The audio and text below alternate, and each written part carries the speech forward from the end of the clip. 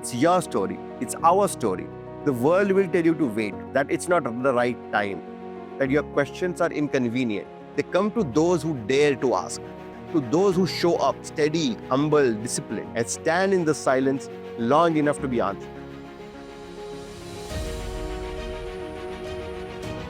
There comes a moment, quiet but powerful, when life as you know it no longer feels enough. The noise of the world grows softer, and beneath it, a question begins to rise. Is this all there is? Is this what I came here for? Or is there more waiting for me? Most people run from that question. They drown it out with work, distractions, and noise. But you didn't. That's why you're here, listening now. Because something inside you, steady, patient, has been whispering, wake up, rise, there's more for you. And that quiet voice, that's your flame calling. The same flame that called out to a boy named Nachiketa thousands of years ago. Long ago, in a small village, a great yajna, sacred fire ritual was underway.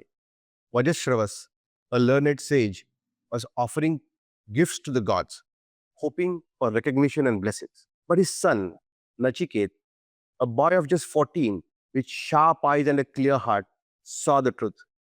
His father wasn't offering his best. The cows he gave away were weak, old, and battered. Offerings made for show, not for truth. Nachiket watched in silence, his young heart burning with a question.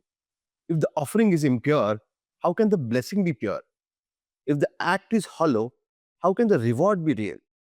And so, in front of the entire gathering, he spoke. Father, he said, steady and unafraid, to whom will you offer me? Once, twice, three times, he kept asking the same question. And in a burst of anger, his father spat out the words he didn't mean. To Yama, the god of death, I give you. The crowd gasped. Silence fell. But the boy did not cry. He did not run. If that was his father's word, he would honor it. With quiet resolve, Nachiket turned and walked alone to the house of death itself. 3 nights he waited there, without food, without water, without fear.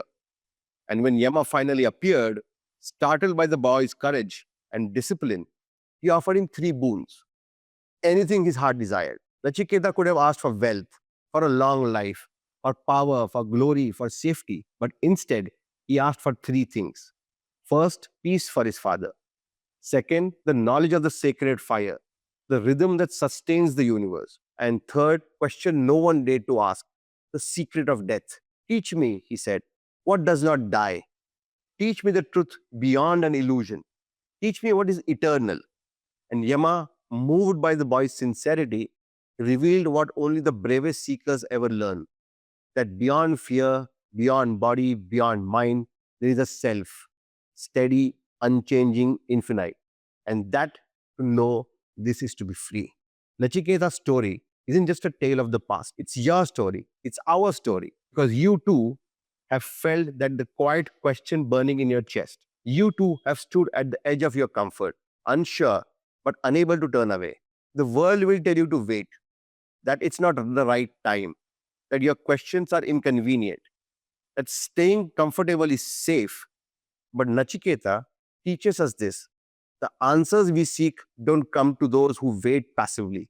They come to those who dare to ask, to those who show up, steady, humble, disciplined, and stand in the silence long enough to be answered. And here's the truth. You don't need to walk to the house of death to find that courage. You just need to choose every day to tend your own flame, to listen, to keep asking, and to keep showing up. That's why I would suggest that we do a small morning flame drill with the magic words Idam Namama. Here's how you begin. Simple, steady, and powerful. Tomorrow morning, before you touch your phone, before a single word is spoken, find a quiet space, light a small flame, a candle or a diya, whatever you have. Sit with it for 3 minutes. As the flame steadies, let your breath steady too. Slow, deep, even. And then softly but clearly whisper Idam Namama. This fire is not mine. This courage is not mine. It belongs to the source that moves the stars and the tides. Another deep breath. Idam namama. I carry this fire not for me alone, but for the world. Feel those words. Let them sink in, not as poetry, but as truth. Because this is how seekers became warriors. Not in grand gestures, not in rare moments of inspiration, but in the quiet discipline of showing up every day for the flame within. Nachiketa walked to the house of death with nothing but a question and the courage to ask it. What he found wasn't fear, it was freedom. Your journey will be the same.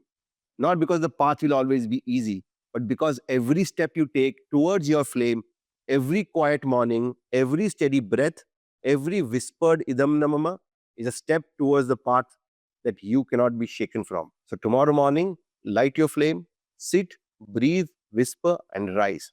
Because this is where your journey begins. And this is how you answer the call to the flame.